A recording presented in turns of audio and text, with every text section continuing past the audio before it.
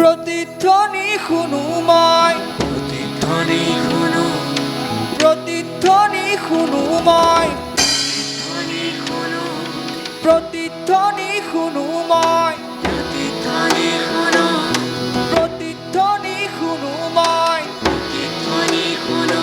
মোৰ গাঁৱৰে সিবাৰে পাহাৰৰ সিপাৰৰ নিশাৰ চিঞৰ তীৰ প্ৰতিধ্বনি শুনো, প্ৰতিধ্বনি শুনো মই, প্ৰতিধ্বনি শুনো, প্ৰতিধ্বনি শুনো মই। প্ৰতিধ্বনি শুনো।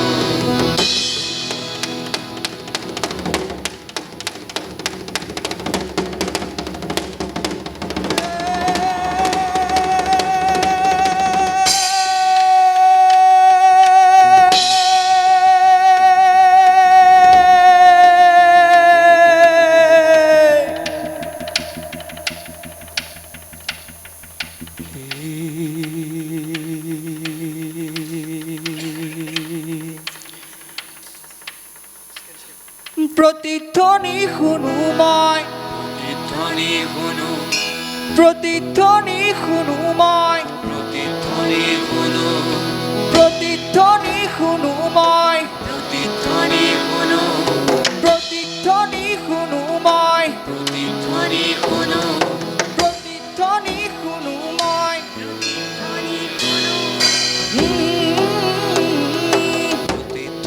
শুনো, প্ৰতিধ্বনি শুনো মই, প্ৰতিধ্বনি শুনো, প্ৰতিধ্বনি শুনো মই। প্ৰতিধ্বনি শুনো।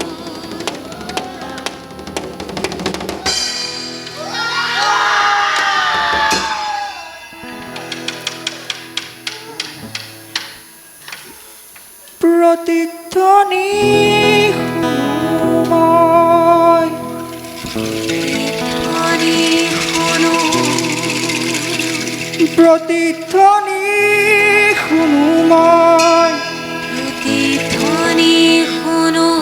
মোৰ গাঁৱৰে সিবাৰে পাহাৰৰ সিপাৰৰ নিশাৰ চিঞৰ তীৰ প্ৰতিধ্বনি শুনো।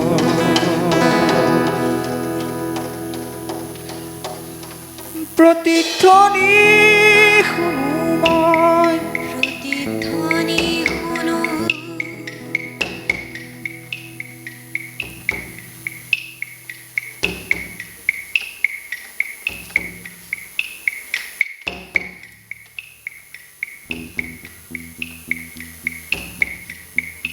আপোনালোকে কি বিচাৰি আছে?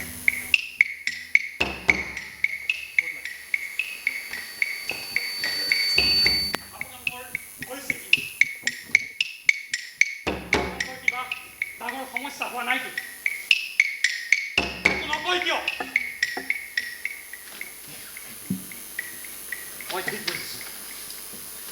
নিশ্চয় নিশ্চয় কিবা আপোনালোকৰ ডাঙৰ সমস্যা আছে। কোন তুমি? মই জয়ন্ত দত্ত। ই লাগে তোমাক ইয়াত? তোমালোকে মোক চিনি পোৱা নাই। তোমালোকে মোক চিনি পোৱা হ'লে তোমালোকৰ এই সমস্যাই নহ'ল। মানে এই সমস্যাবোৰৰ সমাধান মোৰ লগত আছে। তুমি কোন? কৈছোঁ মই জয়ন্ত দত্ত। মোৰ লগত অলপ কথা পাতক। আপোনালোকে মোৰ পৰিচয় লাভ কৰিব।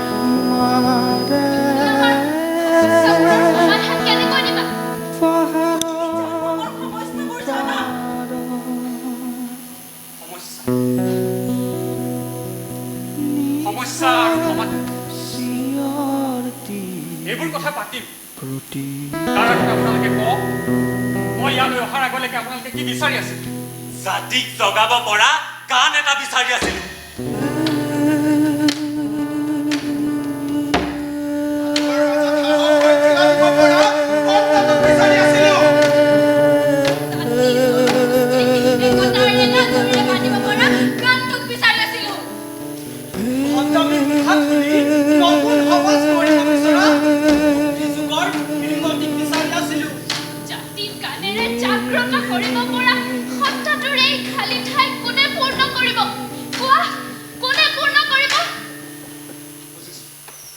মই ঠিক বুজিছোঁ।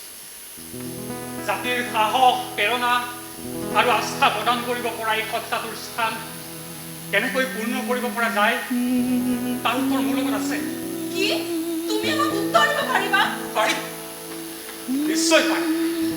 কিন্তু তাৰ আগতে আপোনালোকে কওক, আপোনালোকৰ সমস্যাবোৰ কি?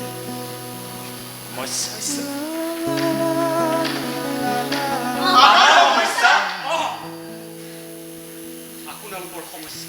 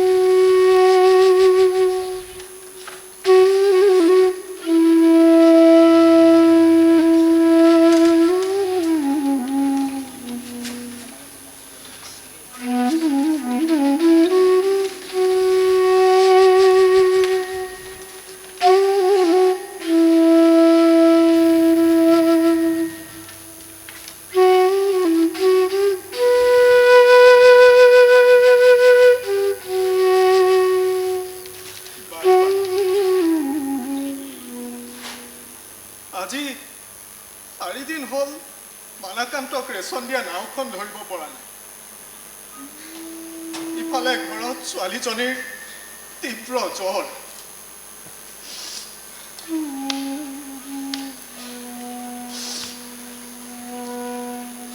চাৰিওফালে পানী পানী।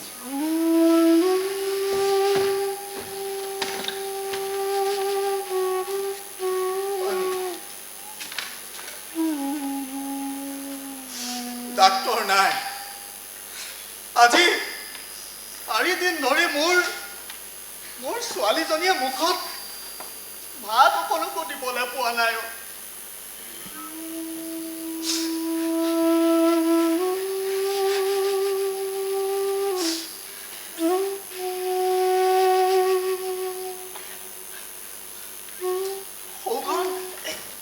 মহেনৰ নাম নহয়নে? অ মহেন! মহেন ঐ!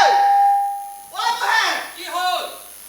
ঐ ৰেচন দিয়া নাওখন আহিছিল নেকি? অ ৰাতিপুৱাৰে আহি অলপ আগৰে পৰা গুচি গ'ল। কি? আহি গুচি গ'ল? অ মহেন! ঐ কিমান সময়ত আহিছিল লোক? মহেন!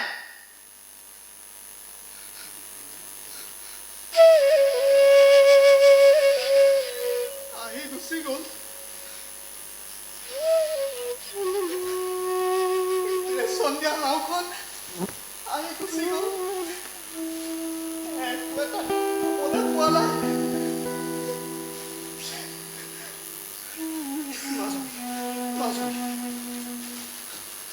সাবিত্ৰী? সাবিত্ৰী! সাবিত্ৰী! সাবিত্ৰী!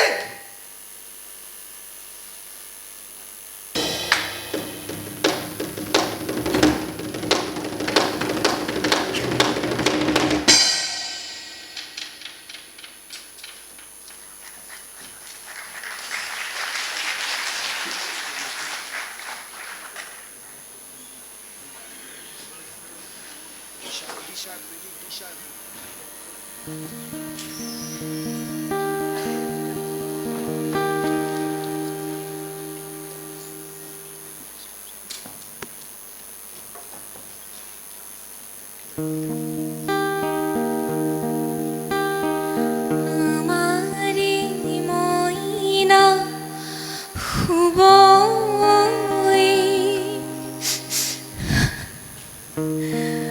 বাড়িতে বকুরি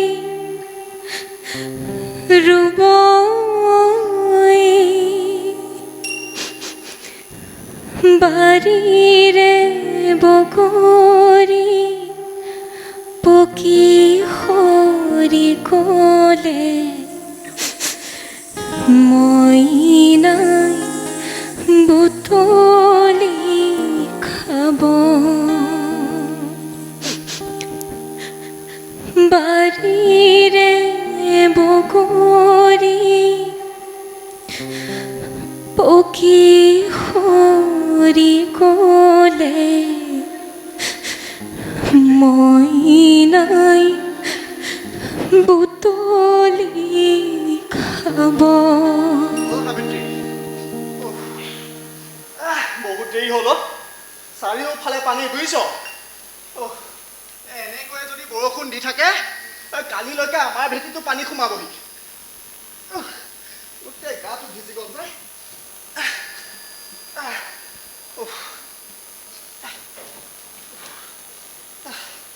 অ সাবিত্ৰী!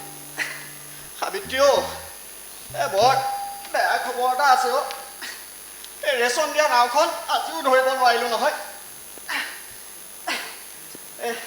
ভাল খবৰ এটাও আছে। আমাৰ মহেনতে আকৌ আজি ৰেচন পালে। মই সিহঁতৰ ঘৰলৈকে গৈ পেলাই এই চাউল কেইটামান লৈ আহিছোঁ। অ সাবিত্ৰী! সাবিত্ৰী অ আজি আৰু লঘোণে থাকিব নালাগে দেই। বতৰটোচোন বৰ সোমাই আছে। বৰ ডাঙৰ বৰষুণ এজাক আহিব আকৌ বুজিছ সাবিত্ৰী। অ সাবিত্ৰী! সাবিত্ৰী! অ সাবিত্ৰী! এবাৰ পৰা ইমানকৈ মাতি আছোঁ আৰু হ'ব দে সাবিত্ৰী সাবিত্ৰী এই মাজনীৰ জ্বৰটো অলপ কমিছেনে বাৰু সাবিত্ৰী এই মাক তাই শুইছে হ'ব না সাবিত্ৰী সাবিত্ৰী তই এনেকৈ আপন জীৱনটো ৰৈ থাকিব নালাগে বুজিছ মই চাউলকেইটা আনিছোঁ নহয় তই সোনকালে এই ভাতৰ যোগাৰটো কৰগৈ আৰু মাজনীক মোৰ হাততে দে সাবিত্ৰী সাবিত্ৰী তই যা মাজনীক মোৰ হাততে দে মাজনী মাজনী মাজনী মাজনী মাজনী মাজনী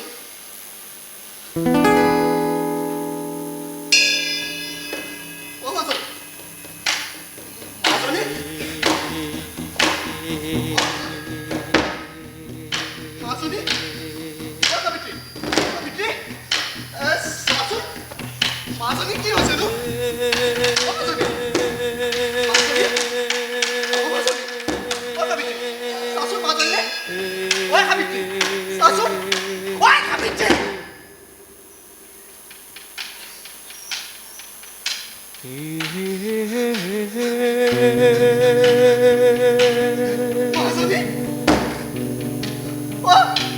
তই মোক কি কৈ দিলি মাজনী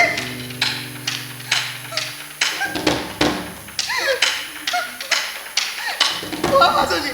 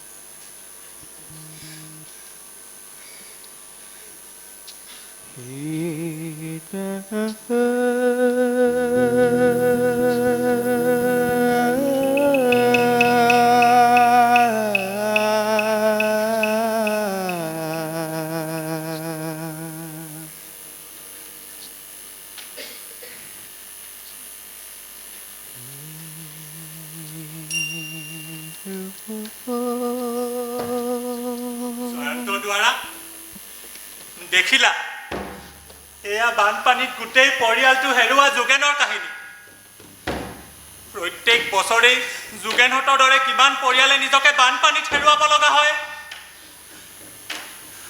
অসমৰ মানুহৰ এই জ্বলন্ত সমস্যাৰ সমাধান তুমি দিব পাৰিবা পাৰিবা তোমালোকে বিচাৰি থকা এই গানবোৰৰ মাজতে এইবোৰ সমস্যাৰ সমাধান আছে মানে এইবোৰ সমস্যাৰ বাবে দায়ী কোন চৰকাৰ কেৱল চৰকাৰে ইয়াৰ বাবে দায়ী আমি নহয় নেকি আমাৰ চকুৰ আগত ৰাস্তা এটা মথাউৰি এটা নিৰ্মাণ কৰি মানুহ গুচি যায় কেনেকৈ নিৰ্মাণ কৰিলে তাৰ প্ৰতি আমি সজাগ সচেতন নহওঁ আৰু যাৰ প্ৰতিফল বাৰে বাৰে বাৰে বাৰে পাওঁ সমাধান কোৱা সমাধান আছে সমাধান আছে গংগাই জাতিক জগোৱা অগ্নিযুগৰ ফিৰিমতীয়ে কি কৈছিল জানা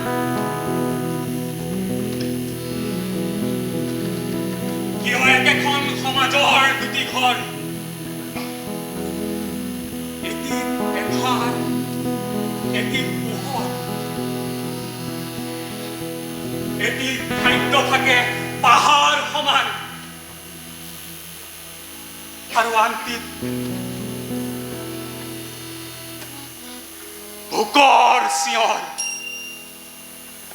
এই অসাম্য দূৰ কৰিবনো কোনে এই অসাম্য দূৰ কৰিবনো কোনে এই অসাম্য দূৰ কৰিবনো কোনে তুমি তুমি আপুনি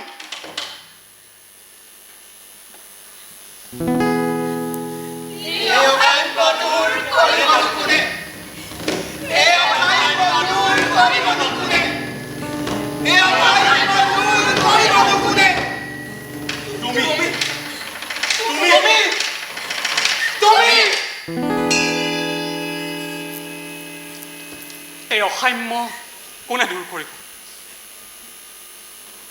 আমিয়ে কৰিব চোৱা বানত ক্ষতিগ্ৰস্ত হোৱা যোগেনে নিজৰ জীৱন কেনেদৰে জীয়াইছে উঠা উঠা জীৱনক নতুন জীৱন দি অহা যোগেনক আমাৰ প্ৰতিবাদৰ অংশ কৰো আহা উঠা যোগেন উঠা আৰু আমাৰ প্ৰতিবাদৰ অংশ হোৱা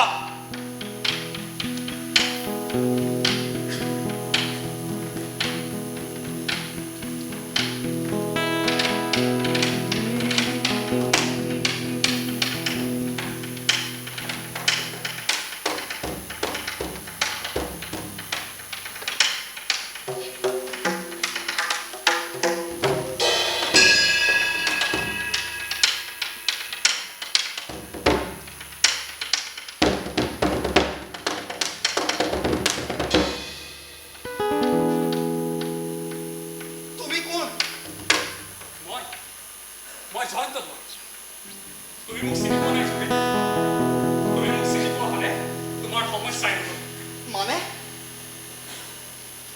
সেইবোৰ বাদ দিয়া যোগে আহা আহা আমি গান গাওঁ কি গান যুগ যুগ ধৰি এচাম লোকে শোষণ কিমাননো কৰিব নতুন সূৰ্যক কলাদাৰে আৰু কিমাননো থাকিব সিহঁতৰ মুখাবোৰ খুলি দিয়াৰ প্ৰতিজ্ঞা কোনেনো কৰিব সিহঁতৰ মুখাবোৰ খুলি দিয়াৰ প্ৰতিজ্ঞা কোনেনো কৰিব সিহঁতৰ মুখাবোৰ খুলি দিয়াৰ প্ৰতিজ্ঞা কোনেনো কৰিব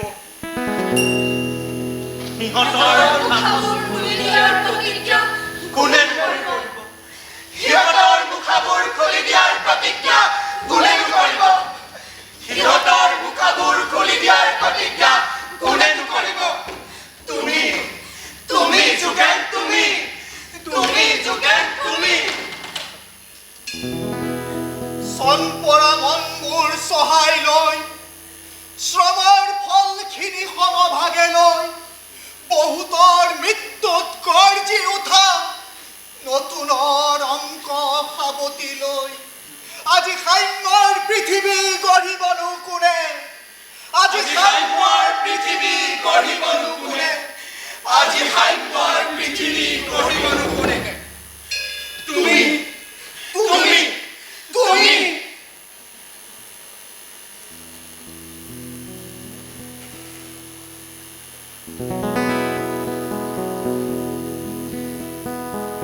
লোহিতৰ ভয়ংকৰ বানে মাজে মাজে আমাক শংকিত কৰি তোলে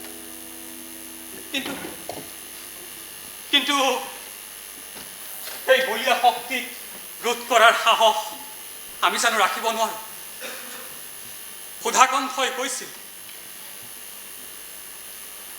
লোহিতৰ বলীয়া বান তই কলৈনো ঢাপলি মেলিছ হিৰ হিৰ শব্দে কাল ৰূপ ধৰি লৈ কাকনো বাৰে বাৰে খেদিছ উলুই কাকনো বাৰে বাৰে খেদিছ কাকনো বাৰে বাৰে খেদিছ তই কলৈ ঢাপলি মেলিছ উলুই তাৰ বলিয়াবাৰ তই কলৈ ঢাপলি মেলিছ হিৰ হিৰ খবৰে কাল ৰূপ ধৰি লৈ কাকনো বাৰে বাৰে খেদিছ হিৰ হিৰ খবৰে কাল ৰূপ ধৰি লৈ কাকনো বাৰে বাৰে খেদিছ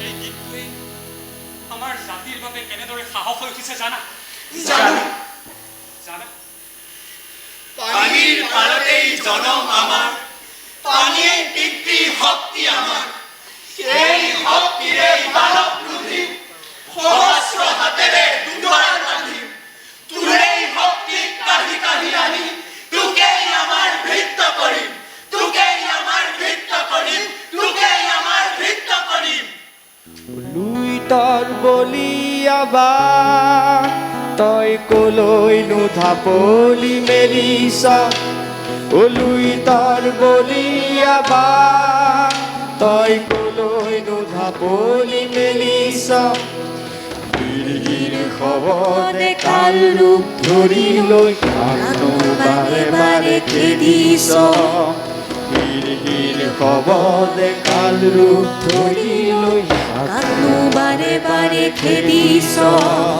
লুই তাৰ বলিয়াবাৰ তই কলৈ ঢাপলি মেলিছ লুই তাৰ বলিয়াবাৰ তই কলৈ ঢাপলি মেলিছ আমাৰ দাবী মানিব লাগিব মানিব লাগিব আমাৰ দাবী মানিব লাগিব আমাৰ দাবী মানিব লাগিব মানিব লাগিব আমাৰ দাবী মানিব লাগিব মানিব লাগিব সহযোগিতা পাতিব লাগিব মানিব লাগিব আমাৰ দাবী মানিব লাগিব আমাৰ দাবী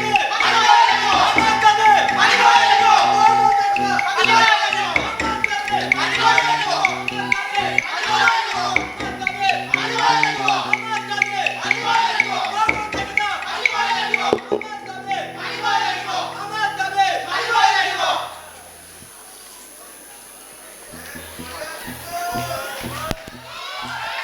এই ক্ষেত্ৰত মই আপোনাক প্ৰথমতে কৈ থৈ দিছোঁ আমি কোনো ধৰণৰ কম্প্ৰমাইজ কৰিব নোৱাৰোঁ হয় তেনেকৈ হ'লে আপুনি কাম কৰিব নোৱাৰিব কিন্তু ঠিক আছে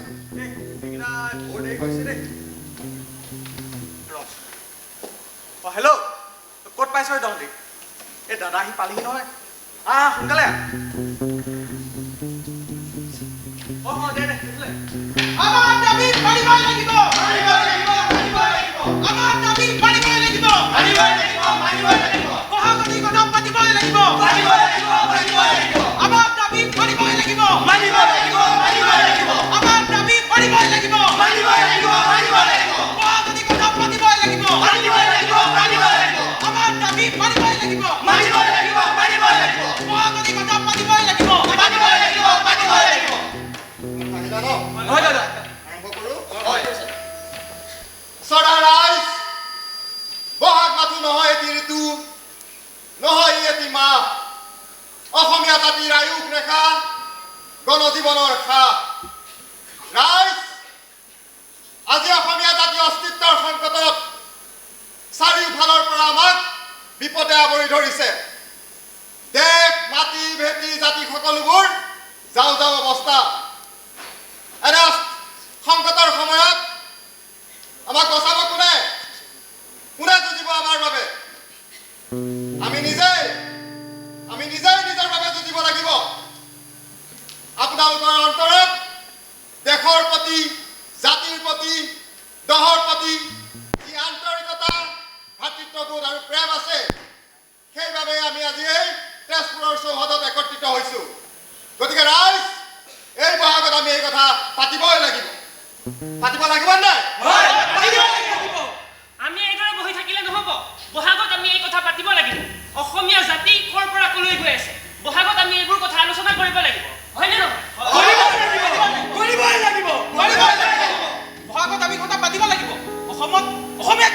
সংখ্যা কিয় দিনে দিনে কমিছে বহাগত আমি কথা পাতিব লাগিব হয়নে নাই হয় পাতিব লাগিব 1971 চনত 59.8% লোকে অসমীয়া কথা কৈছিল 1991 চনত 57.8% লোকে অসমীয়া কথা কয় এতিয়া একবিংশ শতিকাত অসমীয়া কথা কোৱা লোকৰ সংখ্যা তেনেই তাকৰ এতিয়া মাথো 47% লোকেহে অসমীয়া কথা কয় এনেহলে অসমত অসমীয়া ভাষাৰ অস্তিত্ব থাকিবনে ইয়াক স্বীকৃতি কোনে দিব অলৰাইট বহাগত এই কথা পাতিবই লাগিব বহাগত আমি এই কথা পাতিবই লাগিব কিদৰে খিলঞ্জীয়া ভূমিপুত্ৰৰ হাতৰ পৰা বজাৰ অনা অসমীয়া হাতলৈ গৈছে হয়নে নহয় হয় পাতিবই লাগিব এই অপসংস্কৃতিৰ গৰাহৰ পৰা কিদৰে আমি নিজক বচাব পাৰিম বহাগত এই কথা পাতিব লাগিব কি কোৱা নাই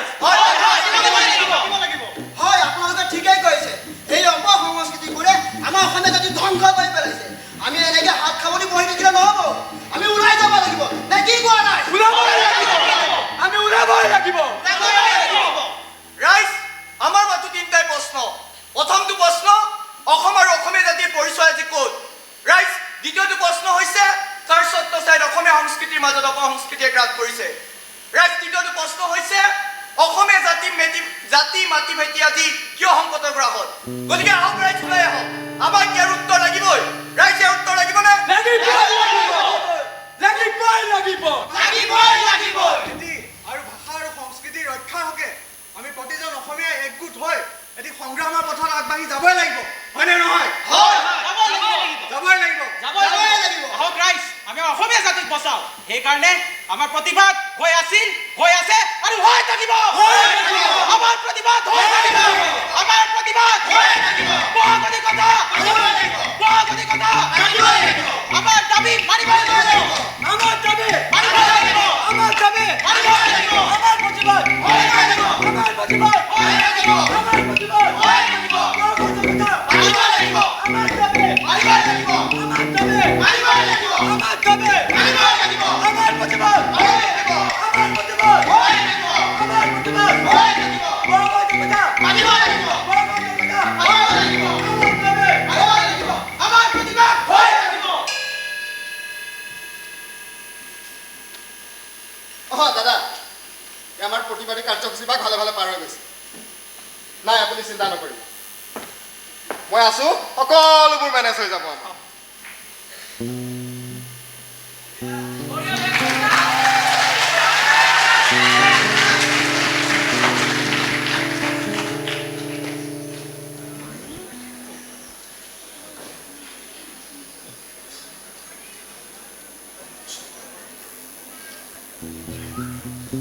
আহা দেউতা তোমাৰ অদৰকাৰী কথাবোৰ বন্ধ কৰা পঢ়া শুনাৰ কথা যে অথনিৰ পৰা কৈ আছা মইতো পঢ়িম বুলি আছিলো আৰে MBA কৰাৰ কথাও আছিলে সকলোবোৰতো হৈয়ে গৈছিলে কিন্তু তুমি টকাখিনি যোগাৰ কৰি দিব পাৰিছিলা নোৱাৰিলো কিন্তু MBA নকৰিও ভাল মানুহ হ'ব পাৰি সেই সৰু ব্যৱসায় কৰিও তই ঘৰখন চম্ভালিব পাৰিলি হয় কিন্তু তই কৰিছ কি তই ল'ৰা হিচাপে এই ঘৰখনৰ মানে কি দায়িত্ব পালন কৰিছ দায়িত্বৰ কথা নকবা দায়িত্বৰ কথা বুজি পাওঁ কাৰণে ব্যৱসায় এটা কৰাৰ কথা তোমাক মই বাৰে কৈ আছিলো মাহেকৰ মূৰত তুমি এপইচা ঘটি আনি তোমাৰ হাতত দিবলৈ মোৰো মন যায় দেউতা তুমি কোৱা শৰ্মা খুৰা ল'ৰাটোৰ দৰে হ'বলৈ মোৰো মন যায় ময়ো সপোন এটা পুহি ৰাখিছো দেউতা কিন্তু তুমি লোনটো লৈ দিব পাৰিছিলানে টকাখিনি যোগাৰ কৰি দিব পাৰিছিলানে টকা লাগে হা তোক টকা লাগে আমাৰ যে গাঁৱত অটলখিনি মাটি চনে পৰি আছে তই তাক খবৰ ৰাখিছ কেতিয়াবা খ্যাল ৰাখিছনে সংগঠনৰ নেতাই খেতি কৰিবলৈ লাজ পাওঁ মাটি সেই মাটিখিনিৰ কথা কৈ আৰু মোক বিৰক্তি দি নাথাকিবা মই মাটিখিনি কৰোঁ কি এই বুঢ়া বাপেকৰ ঘৰত তাক খেতি কৰোঁ মই তোমাক কেনেকে কৈছো নেকি আৰে মাটিখিনি বিক্ৰী কৰি দিয়া সেইখিনি বিক্ৰী কৰি যিকেইটা টকা পোৱা মোক দিয়া মোৰ সম্পূৰ্ণ বিশ্বাস আছে এইকেইটা টকা পালে মই কিবা এটা কৰিব পাৰিম কিন্তু তোমাৰ সেইকণ বিশ্বাস আছেনে মোৰ ওপৰত তুমি আজিলৈকে সেইখিনি সুবিধা কৰি দিব পাৰিছানে বাহ তোক এতিয়া মই মাটি বিক্ৰী কৰি টকা আনি দিব লাগে দেখিছা সংগঠনৰ নেতাক সেইখিনি মাটি বেচিবলৈ হ'লে বনিয়া হাতত বিক্ৰী কৰিব লাগিব কৰোঁ নেকি আকৌ দেখোন তোহলে কৈ ফুৰ বিদেশীয়ে বোলে বজাৰ দখল কৰিছে মাটি দখল কৰিছে মই দেখোন কথা ফুটনি মাৰি থাক কৰো নেকি পাতি কিনি নকওঁ কিয় সদায় সদায় এইবোৰ কথা কৈ মোক মোক অশান্তি দি নাথাকিবা মই জানো তুমি বিচৰা ধৰণে মই একোৱেই কৰিব পৰা নাই সেই বুলি সদায় সদায় তোমালোকৰ এইবিলাক কথাই মোৰ আত্মবিশ্বাস নোহোৱা কৰি তুলিছে মোৰ জীয়াই থকাৰ প্ৰেৰণা নোহোৱা কৰি পেলাইছে দেউতা তোৰ কথা পাতে নেকি যি কৰা কৰি থাক বাপেৰক নুশুনিবি তেন্তে মই কৰোঁ কি মইতো যোৱা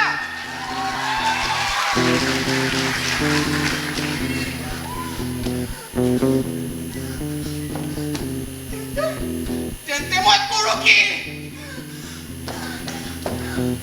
মই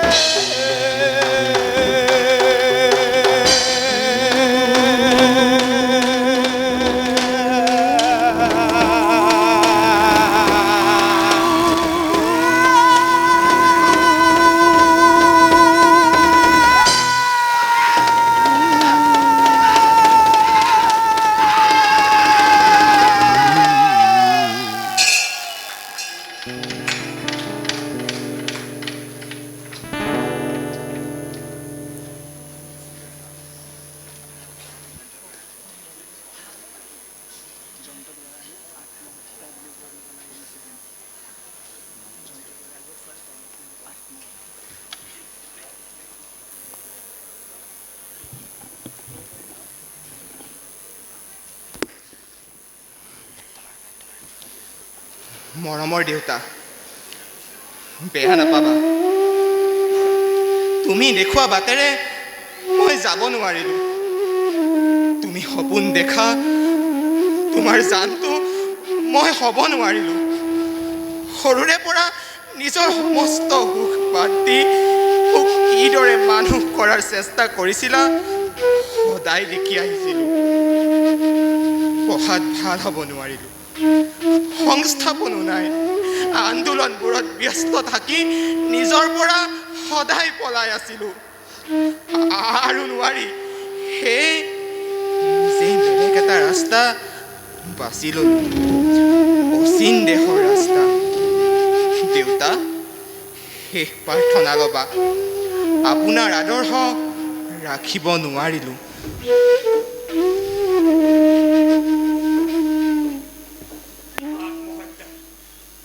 নতুন ল'ৰা ছোৱালীবোৰৰ মাজত হতাশা নিসংগতা দিনক দিনে বৃদ্ধি পাইছে আত্মহত্যা আজি ৰমে কাইলৈ খগেন আৰু কিমান দিন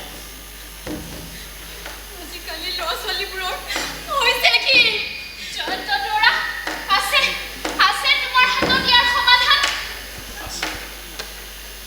এই মুহূৰ্তত মোৰ এটা গান গুণগুণাবলৈ মন গৈছে কি গান কণ্ঠৰ গান কোনটো গান কৰ্মই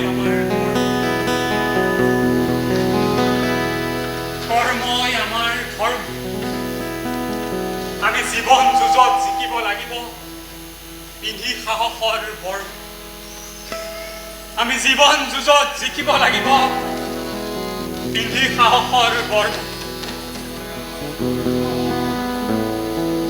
কৰ্মই আমাৰ ধৰ্ম, কৰ্মই আমাৰ ধৰ্ম, কৰ্মই আমাৰ ধৰ্ম, কৰ্মই আমাৰ ধৰ্ম।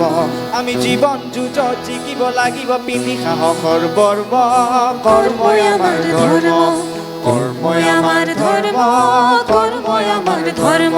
আমি জীবন যুঁজত জিকিব লাগিব পিন্ধি সাহসৰ বৰ্ম, কৰ্মই আমাৰ ধৰ্ম, কৰ্মই আমাৰ ধৰ্ম, কৰ্মই আমাৰ ধৰ্ম। চোৱা, মৃত্যুৰ বাটৰুদ্ধ হৈ পৰা সেই মানুহজনৰ কাষত আমি আটায়ে সাহস হৈ থিয় দিওঁ ব'লা।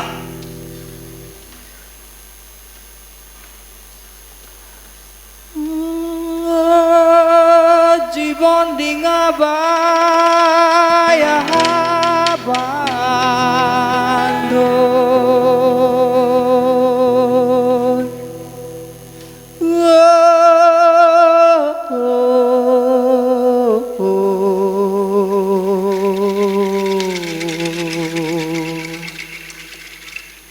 হে গুম গুম গুম গুম মেঘে গৰজিলে, গুম গুম গুম গুম ধুমুহা আহিলে, এ গুম গুম গুম গুম মেঘে গৰজিলে, এ গুম গুম গুম গুম ধুমুহা আহিলে। জীৱন ডিঙা বাই থাকা, জীৱন ডিঙা বাই থাকা বান্ধৈ হে, গুম গুম গুম গুম মেঘে গৰজিলে, এ গুম গুম গুম গুম ধুমুহা আহিলে, এ গুম গুম গুম গুম মেঘে গৰজিলে, এ গুম গুম গুম গুম ধুমুহা আহিলে। জীৱন ডিঙা বাই থাকা, জীৱন ডিঙা বাই থাকা বান্ধৈ হে, গুম গুম গুম গুম মেঘে গৰজিলে, গুম গুম গুম গুম ধুমুহা আহিলে, গুম গুম গুম গুম মেঘে গৰজিলে, গুম গুম গুম গুম ধুমুহা আহিলে।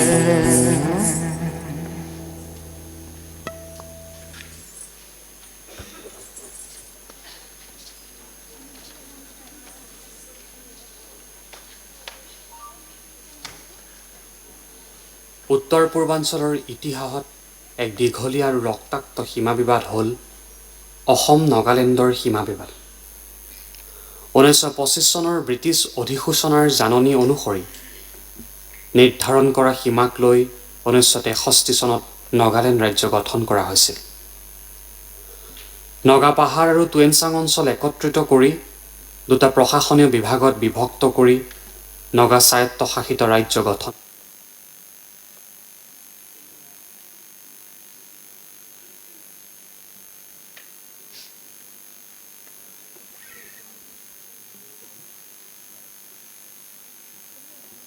সাগৰ জিলা নগা বসতিৰ অধ্যুষিত অঞ্চলক লৈ অৰ্থাৎ 1866 চনৰ জাননীকহে তেওঁলোকে নীতিগত বুলি মানি ল'ব বিচাৰে। 1925 চনৰ অধিসূচনাক লৈ অসম আৰু নাগালেণ্ডৰ মাজত সীমা বিবাদে এক জ্বলন্ত ৰূপ ধাৰণ কৰে। 1963 চনত নাগালেণ্ড ৰাজ্য জন্ম হোৱাৰ বহু আগৰে পৰা নগাসকলে সীমা বিবাদ আৰম্ভ কৰিছিল। 1947 চনতে নগা নেশ্যনেল কাউন্সিলে ভাৰত চৰকাৰৰ সীমা সমস্যা সম্পৰ্কে স্মাৰক পত্ৰ প্ৰদান কৰিছিল। 1965 চনত কাকডোগা সংৰক্ষিত বনাঞ্চলত নগা আৰু অসমীয়াৰ মাজত সীমাক লৈ হিংসাত্মক কাৰ্য সংগঠিত হয়। 1965, 1968, 1979, 1985, 2007, 2021 চনত বহুবাৰ সীমাক লৈ নগা অসমীয়াৰ মাজত ভয়ানক সংঘৰ্ষ হয়। সম্প্ৰতি প্ৰায়ে নগাসকলে অসম সীমান্তৱৰ্তী অঞ্চলত বিশেষকৈ গোলাঘাট জিলাৰ মেৰাপনিত মাটি দখল, ঘৰ জ্বলোৱা, ভাবুকি, হত্যা আদি কাৰ্য সংগঠিত কৰি আছে। এনে সমস্যা দূৰ কৰিবলৈ চৰকাৰে বহুবাৰ আলোচনাত মিলিত হৈছে, কিন্তু এতিয়াও ফলপ্ৰসূ সিদ্ধান্তত উপনীত হ'ব পৰা নাই।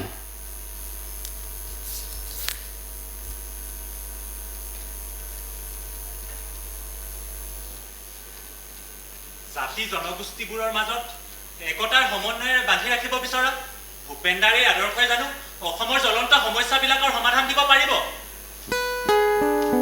কোঠাকণ্ঠ যেতিয়া বিধানসভাৰ সদস্য আছিল, তেতিয়া তেওঁ আন্তৰিকতাৰে স্বাৰ্থৰ ঊৰ্ধত থাকি জাতিৰ বাবে কেতবোৰ পৰামৰ্শ আগবঢ়াইছে। সেই পৰামৰ্শবোৰ আমাৰ সমাজত আজিও প্ৰাসংগিক। কিন্তু কিমানে আমি সেইবোৰ পঢ়ি চাইছোঁ বা তাক মানিছোঁ। শিল্পী হিচাপেও তেখেতে উত্তৰ পূৰ্বাঞ্চলৰ মানুহৰ মাজত সমন্বয় গঢ়িছিল। নগা অসমীয়াৰ সংঘাতৰ সময়ত নগা ৰাজ্যত গৈ তেওঁ নগামিজ ভাষাত গীত গাইছিলগৈ। আৰু এতিয়া এনেকুৱা ৰাজনৈতিক বা সামাজিকভাৱে সচেতন ব্যক্তি অসমত কেইজন আছে? তেওঁ নগামিজ ভাষাত সংঘৰ্ষকালত গীত গাইছিল। বিশ্বাস মানুহে মানুহৰ বাবে যদিহে অলপ ভিনা ভাবে অকমান মদক মৰম লাগা ভাবিব কোনেনো কবি অসাথী মানুহে মানুহৰ বাবে মানুহে মানুহকে কিনিব খোজে মানুহে মানুহ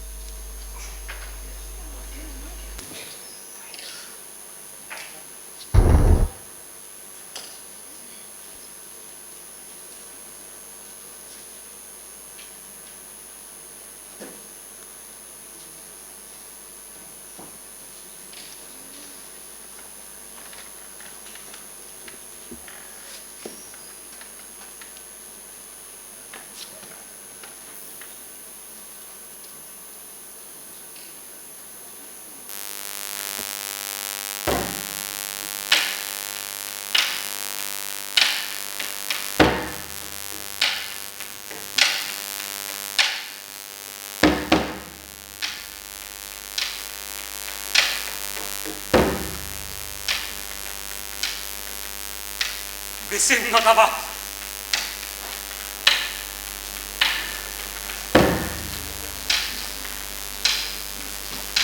বিংশ শতিকাৰ ৬০ দশকৰ পৰা বিচ্ছিন্নতাবাদী আন্দোলনৰ ফলত বহুতো নিৰীহ মানুহে প্ৰাণ হেৰুৱাব লগা হৈছিল।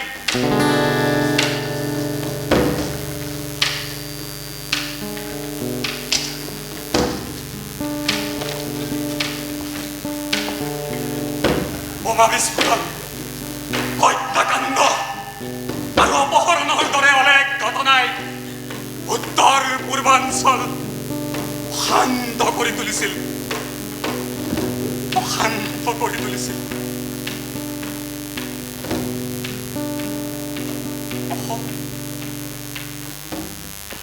অসম মাতৃৰ বুকুৰ পৰা লাহে লাহে এইবোৰ কাৰণতে জাতি জনগোষ্ঠীবোৰ আঁতৰি গ'ল।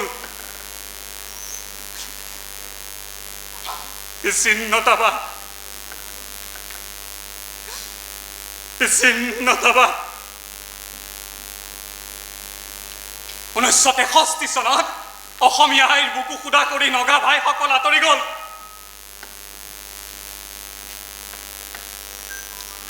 1972 চনত ত্ৰিপুৰা আৰু মণিপুৰৰো জন্ম হ'ল।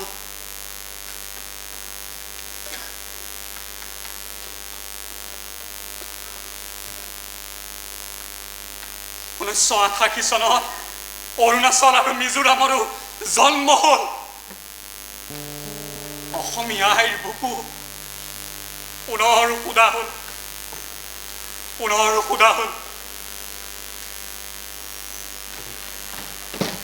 বিচ্ছিন্নতাবাদ। বিচ্ছিন্নতাবাদ, এই বিচ্ছিন্নতাবাদৰ বাবে দায়ী কোন? ৰাজনীতি। বহুতো ৰাজনৈতিক নেতাৰ অদূৰদৰ্শিতাৰ ফল অসমৰ মানুহে ভুগিব লগা হৈছিল। মূল সুঁতিৰ পৰা উত্তৰ পূৰ্বাঞ্চল বিচ্ছিন্ন হোৱাৰে উপক্ৰম হৈছিল।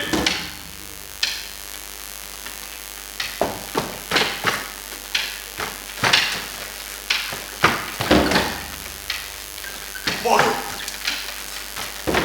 ৰাভা, কছাৰী আদি জাতি জনগোষ্ঠীবোৰৰ মাজত নিজৰ নিজৰ পৰিচয় নাইকিয়া হ'ল। ভাতৃঘাতী সংঘৰ্ষৰ সৃষ্টি হ'ল। বিচ্ছিন্নতাবাদ, কেৱল বিচ্ছিন্নতাবাদ। সেই মুহূৰ্তত অসমীয়াৰ বুকুৰ এই বিননি শুনি সুধাকণ্ঠও চিঞৰি উঠিছিল, চিঞৰি উঠিছিল। এই চিঞৰৰ প্ৰতিধ্বনি আজিও শুনো পায়। এই চিঞৰৰ প্ৰতিধ্বনি আজিও শুনো পায়।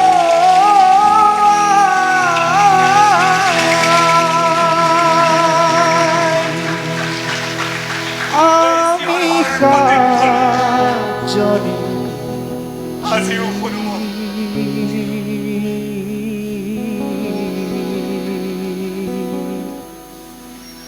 লুইতৰ বালিতে উমলি আছিলো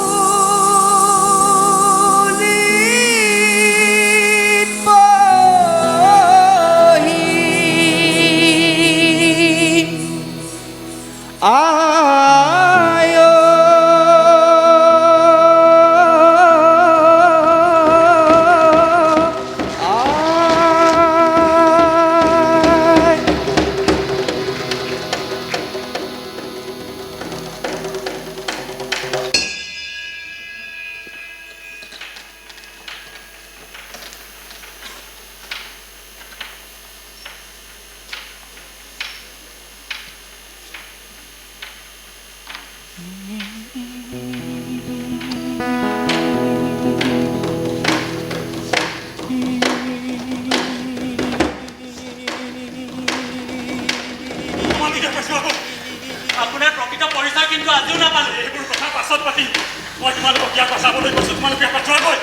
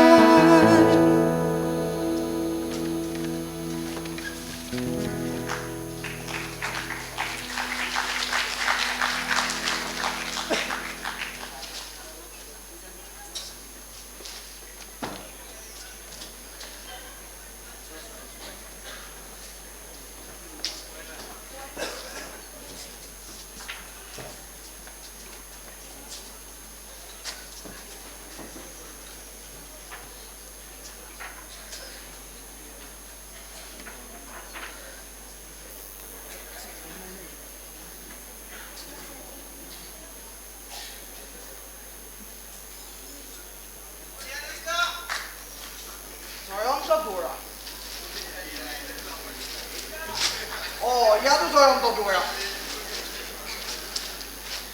হাই গোটেই কাকতখনচোন জয়ন্ত বৰাৰে খবৰ। জয়ন্ত দুৱৰা আকৌ জয়ন্ত দুৱৰা আৰে গোটেই নিউজ পৰ্টেলখনে অকল জয়ন্ত দুৱৰাই চাওঁ এই নিউজটোকে চাওঁ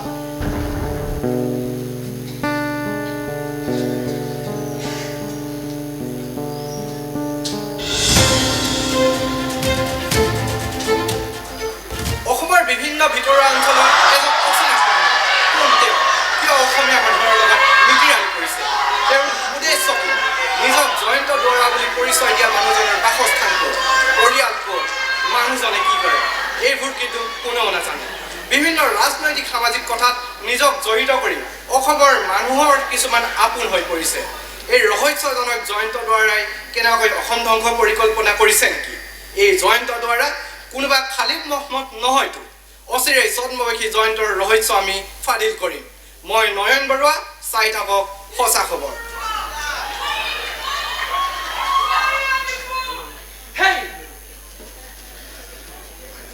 কথা এটা সুধো সোধকচোন ডাক্তৰ কেতিয়া আহিব কিবা খবৰ পায় নেকি ডাক্তৰ ডাক্তৰ এনে সদায় 11 বজাত আহে আজি কিয় বা দেৰি কৰিছে ডাক্তৰৰ কাৰণে এনেদৰে বুন্দা পৰি থকাটো যে বৰ অশান্তিকৰ কাম হয় ডাক্তৰৰ বাবে এনেদৰে বুন্দা পৰি দি থকাটো বৰ অশান্তিকৰ কাম কথা এটা সুধো এইকেইদিন নিউজ পেপাৰত এই জয়ন্ত দুৱৰা নিউজটো ওলাইছে নেকি জয়ন্ত দুৱৰা ওলাইছে এই প্ৰথম পৃষ্ঠাতে আছে জয়ন্ত দুৱৰা এই মাজলেও এয়া জয়ন্ত দুৱৰা এই শেষত এজনো সেই জয়ন্ত দুৱৰাই নহয় জানো এইজনে এইকেইদিন যে নিউজ পৰ্টেলটো খুলিবই নোৱাৰি অকল জয়ন্ত দুৱৰাই নিউজ হয় নেকি এই মোৰ আকৌ হেৰি এণ্ড্ৰইড মোবাইলটো নাই নহয় মই যত খবৰ থাকে বাতৰি কাকততে পঢ়ো বুজিছে জয়ন্ত দুৱৰা বেয়া মানুহ নহয় তেওঁ মানুহক সহায় কৰিবলৈ বিচাৰে মানুহৰ সমস্যাৰ সমাধান বিচাৰে এইবোৰ চব এক্টিং তেওঁৰ প্লেন বেলেগ আছে এই প্ৰথমতে বুদ্ধি কৰি মানুহৰ মাজত সোমাইছে তাৰ পাছত চাব তেওঁ কি কৰে নহয় নেকি মই সিদিনা জয়ন্ত দুৱৰা বোলা মানুহজনে সহায় কৰা মানুহ দুজনমান পালো তেওঁলোকে কৈছে জয়ন্ত দুৱৰা বেয়া মানুহ নহয় তেওঁলোকৰ মতে যেতিয়ালৈকে জয়ন্ত দুৱৰাৰ কাষত মানুহ নাছিল যেতিয়ালৈকে জয়ন্ত দুৱৰাৰ বক্তব্যই এই এচাম মানুহৰ চৰিত্ৰ উদঙাই দিয়া নাছিল তেতিয়ালৈকে জয়ন্ত দুৱৰাৰ শত্ৰু নাছিল এতিয়া এই এচাম মানুহে উদ্দেশ্য প্ৰণোদিতভাৱে এই সাংবাদিক কিছুমানৰ লগ লাগি জয়ন্ত দুৱৰাক ৰহস্যজনক ব্যক্তিলৈ পৰিণত কৰিছে জয়ন্ত দুৱৰাৰ প্ৰতি থকা মানুহৰ আস্থাক তেওঁলোকে ভাঙিব বিচাৰিছে আচলতে জয়ন্ত দুৱৰা ভয় কোন তেওঁ ভয় কোন এইবিলাক বস্তুৰ দেখোন কাৰো ওচৰত নাই ডাক্তৰ আহিলে ৰক্ষা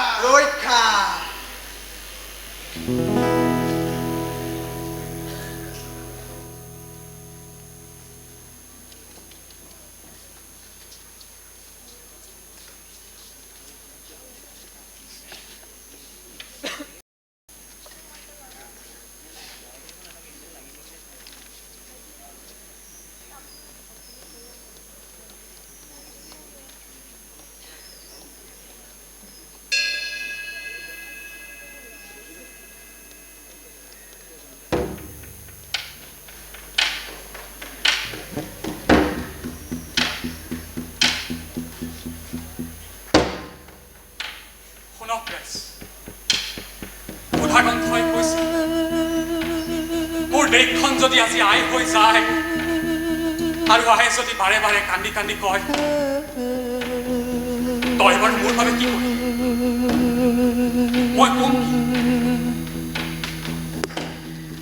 এই কথাটো উদাগ্ৰন্থই যেনেদৰে ভাবিছিল তেনেদৰে আপোনালোকেও ভাবক দেশ মাতৃৰ বাবে নিস্বাৰ্থভাৱে আপোনালোকে কি কৰিছে দেশৰ বাবে দহৰ বাবে কিবা এটা কৰাৰ চিন্তা কৰক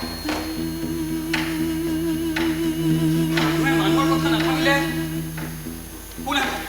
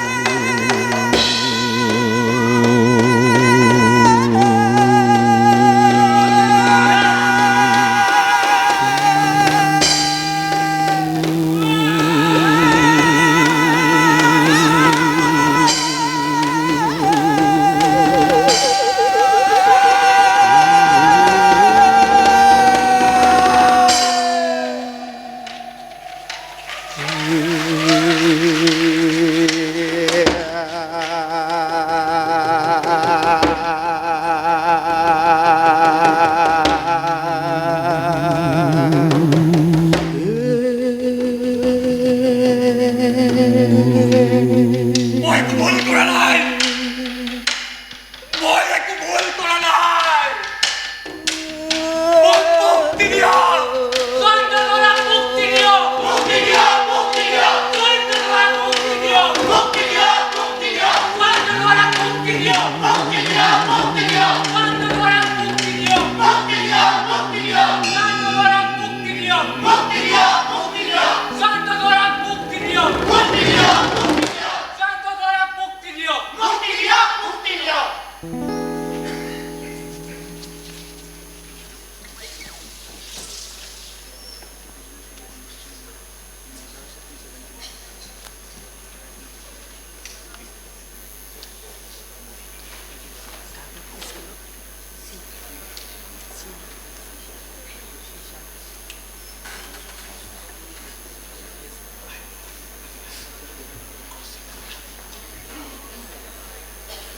অঞ্জলি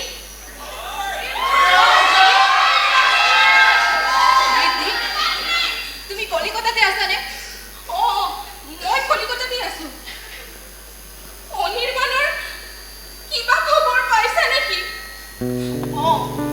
তাৰে খবৰ দিবলৈ তোমালে ফোনটো লগালো শুনিছো অসম পুলিচে জয়ন্ত দুৱাৰা নামৰ এজন মানুহক ৰাষ্ট্ৰবিৰোধী কথা কোৱাৰ বাবে আটক কৰিছে মই জয়ন্ত দুৱাৰা নামৰ মানুহজনৰ ভিডিঅ'টো তোমালে পঠাইছো মোৰ মতে জয়ন্ত দুৱাৰাই অনিৰ্বাণ কি মই প্ৰথম ভিডিঅ'টো চাই লওঁ নিজক জয়ন্ত দুৱাৰা বুলি পৰিচয় দিয়া মানুহজনৰ বাসস্থান ক'ত পৰিয়াল ক'ত মানুহজনে কি কৰে এইবোৰ কিন্তু কোনেও নাজানে বিভিন্ন ৰাজনৈতিক সামাজিক কথাত নিজক জড়িত কৰি অসমৰ মানুহৰ কিছুমান আপোন হৈ পৰিছে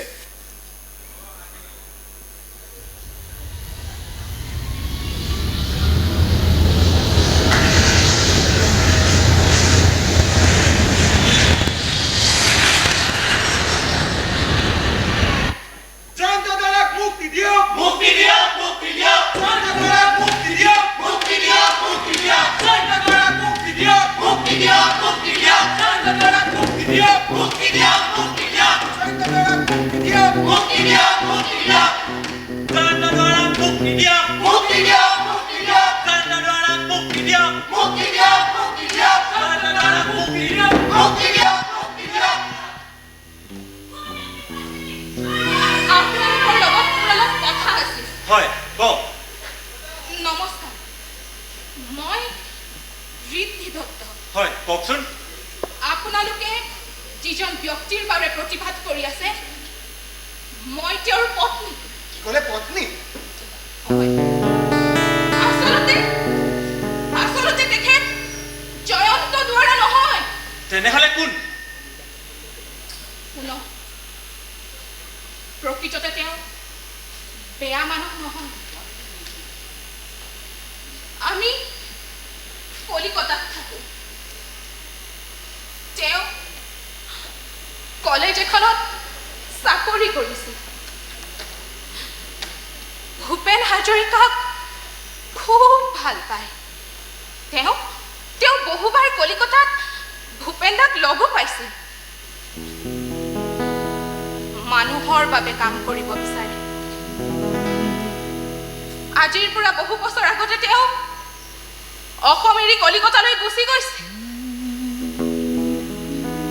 কলিকতাৰ পৰা পুনৰ উভতি আহিছিল কেৱল মাত্ৰ অসমৰ মানুহৰ বাবে কাম কৰিবলৈ কিন্তু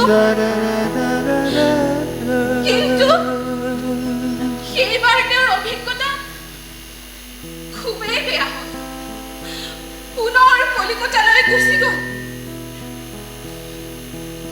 কলিকতালৈ গুচি আহি গৈ থাকিল অসমৰ মানুহেতো মোক ভুল নুবুজে আৰু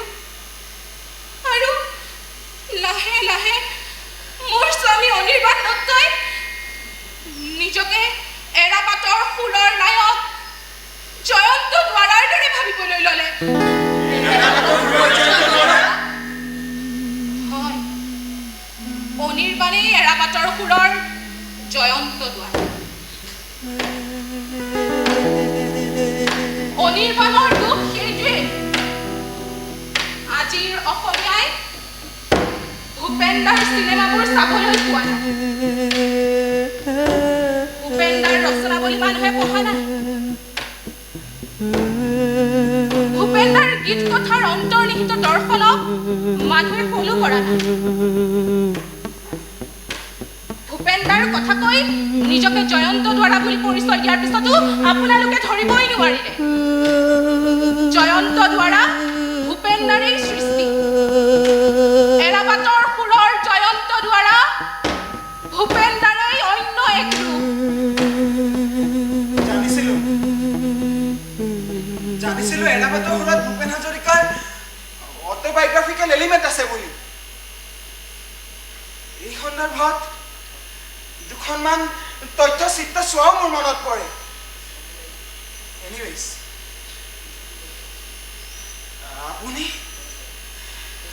আপুনি আচলতে ঠিক কথাই কৈছে।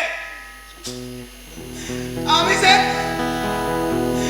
যেন ভূপেনদাৰ সৃষ্টিৰাজি হৃদয়েৰে এতিয়াও আঁকোৱালি ল'ব পৰা নাই।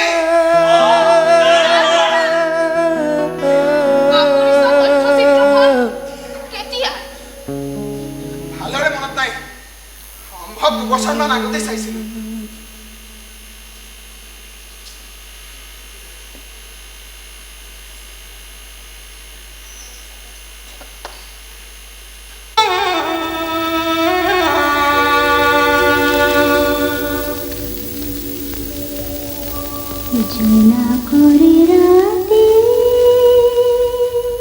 এৰাবাটৰ সুৰ ভূপেন হাজৰিকাৰ প্ৰথম চিনেমা 1956 চনত মুক্তি পাইছিল।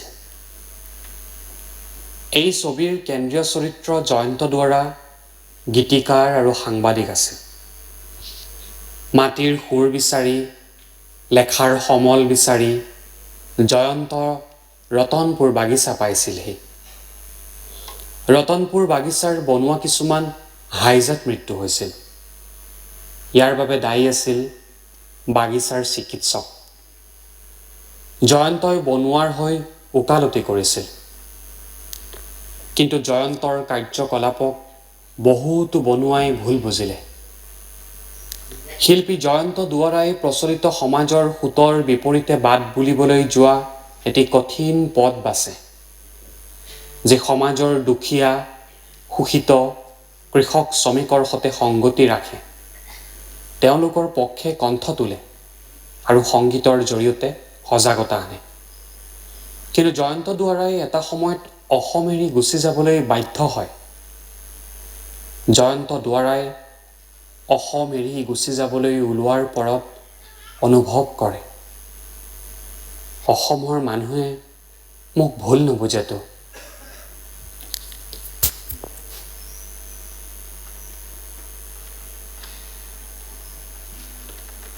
জয়ন্ত দুৱাৰাৰ দৰে একে ধৰণৰ পৰিস্থিতিৰ সন্মুখীন হৈছিল মোৰ স্বামী অনিৰ্বাণ দত্ত।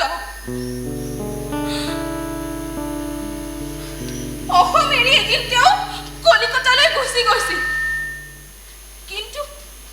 কিন্তু তাতো তেওঁ শান্তিৰে থাকিব নোৱাৰিলে। মহাবাহু ব্ৰহ্মপুত্ৰৰ পাৰৰ মানুহৰ আৰ্তনাদে তেওঁ সদায় উদ্দামন কৰি ৰাখে আৰু তেওঁ নিজকে জয়ন্ত দুৱাৰাৰ দৰে ভাবিবলৈ ল'লে। তাৰপিছত আমি কলিকতাত অনিৰ্বাণক বহু কেইজন চাইকেট্ৰিষ্টক দেখুৱালো। নিজৰ বেংক একাউণ্টৰ ইম্পৰ্টেণ্ট ডকুমেণ্টবোৰ আৰু ভূপেনদাৰ ৰচনাৱলীসমূহ লৈ এদিন হঠাৎ অনিৰ্বাণ নাইকিয়া হৈ গ'ল।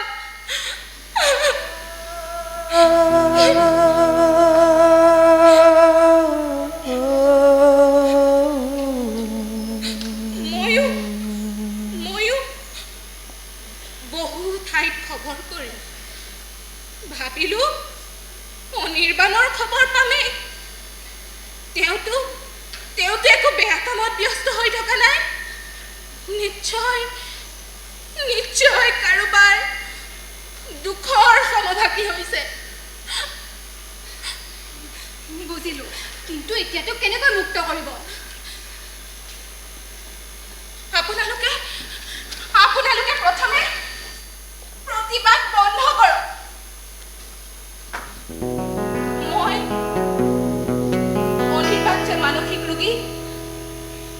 এই কথা কৈ অনিৰ্বাণক প্ৰথমে এই ৰাজনীতিৰ চক্ৰবেহুটোৰ পৰা উদ্ধাৰ কৰোঁ।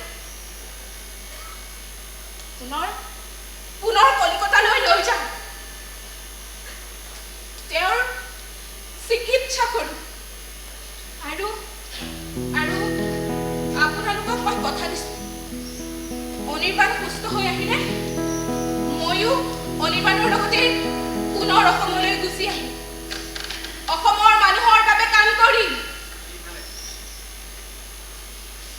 অনিৰ্বাণৰ দৰে আমিও বিশ্বাস কৰা উচিত, ভূপেন্দ্ৰৰ সৃষ্টিয়ে জাতিক সমস্যাৰ পৰা মুক্ত কৰিব পাৰিব।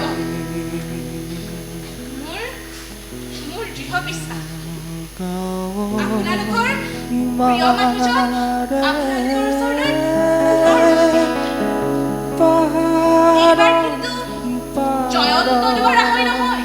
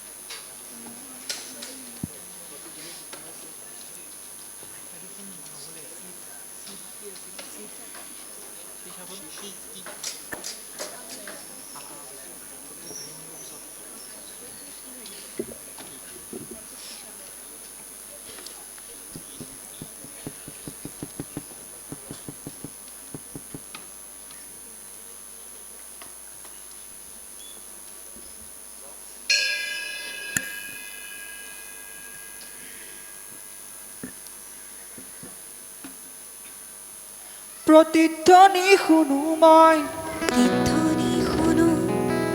প্ৰতিধ্বনি শুনো মই, প্ৰতিধ্বনি শুনো, প্ৰতিধ্বনি শুনো মই, প্ৰতিধ্বনি শুনো, প্ৰতিধ্বনি শুনো মই, প্ৰতিধ্বনি শুনো। মোৰ গাঁৱৰে সীমাৰে পাহাৰৰ সিপাৰৰ নিশাৰ চিঞৰটিৰ প্ৰতিধ্বনি শুনো, প্ৰতিধ্বনি শুনো মই, প্ৰতিধ্বনি শুনো, প্ৰতিধ্বনি শুনো মই, প্ৰতিধ্বনি শুনো, প্ৰতিধ্বনি শুনো মই, প্ৰতিধ্বনি শুনো, প্ৰতিধ্বনি শুনো মই, প্ৰতিধ্বনি শুনো।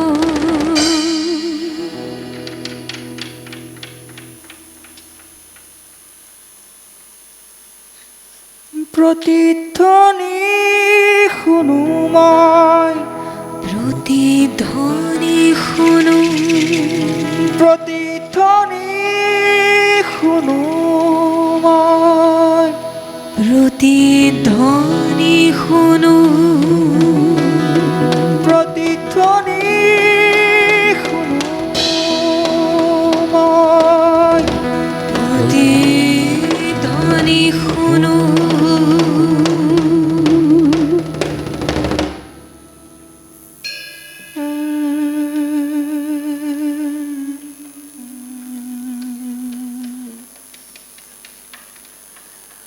প্ৰতিধ্বনি শুনো। দ্বাৰা নহয়, অনিৰ্বাণ দত্ত। প্ৰতিধ্বনি শুনো।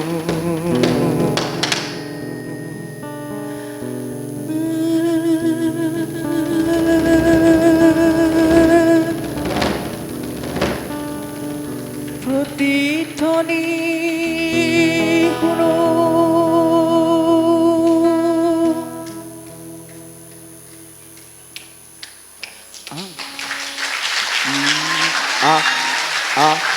ওলায়া সজাগ জনতা, ওলায়া পোহৰ আনোতা, ৰামৰে দেশতে থকা ৰাৱণ গধূতে যায় যদি যায় জীৱনটো যাক।